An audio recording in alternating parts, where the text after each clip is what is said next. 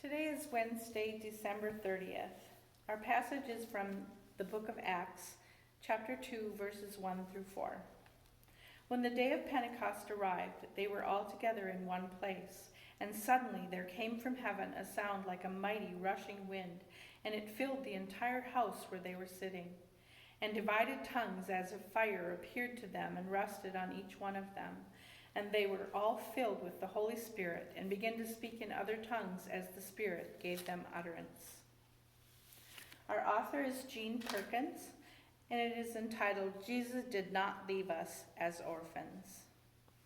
June 10th, 2020 found me in Wisconsin, camping with my daughter and a group of very dear friends. We wore masks, socially distanced, and sanitized diligently. I was thrilled to be invited to join the gathering as the pandemic and travel distances, 550 miles, had kept us apart for many months.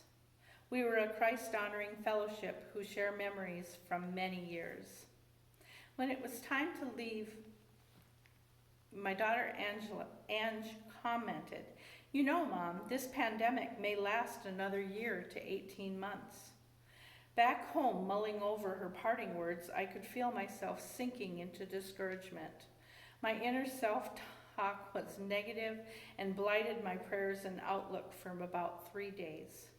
I felt cut off from my loved ones, bereft. 12 to 18 months seemed like forever. Thankfully, soon I was able to recall whose I am and where my strength comes from. Its source is the Holy Spirit of our living Lord, whose fulfillment manifested at Pentecost and transformed the disciples, the church, and earnest seeking believers even to this day.